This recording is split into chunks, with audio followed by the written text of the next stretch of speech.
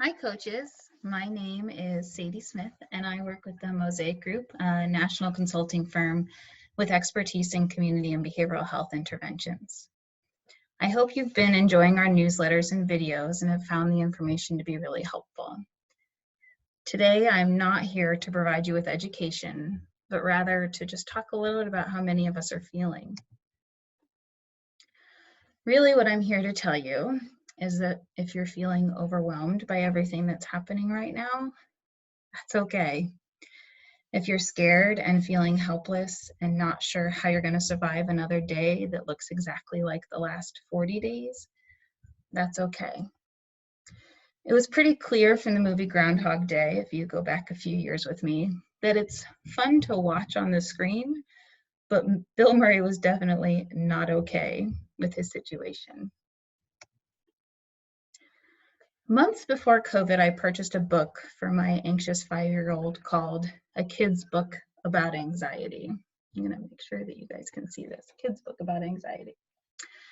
And I have the book here because there's a phrase in it that has really resonated with me throughout the pandemic, and I'll get to that. And I'm not gonna read you the book here today, I'm just gonna give you the cliff notes on it. So the way I see it, COVID, much like clinical anxiety, can make you feel powerless, scared, overwhelmed, and frustrated. And if we really think about it, many of us might feel like this illustration with the highs, ups, and downs without any sort of static state. But because I'm giving you the Cliff Notes version of this book, and this was my inspiration for today's topic, I'm going to skip to the last page where it reads, I hope you know it's okay to not be okay.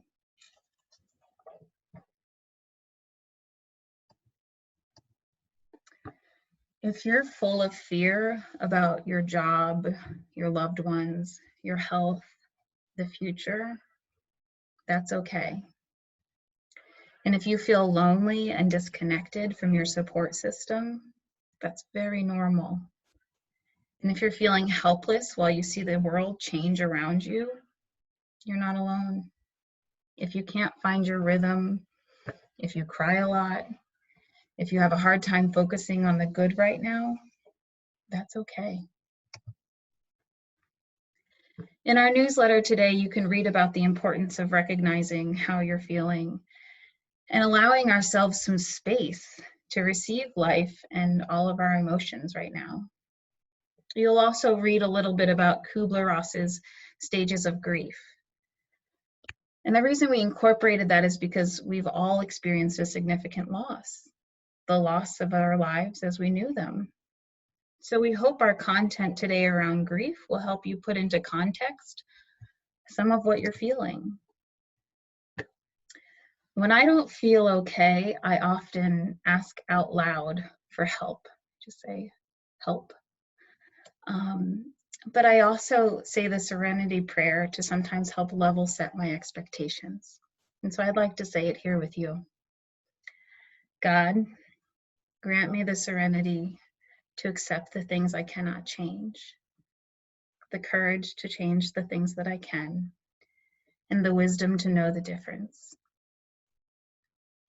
So do what you can. Make space for your feelings. Forgive yourself for the things you're not ready to deal with yet.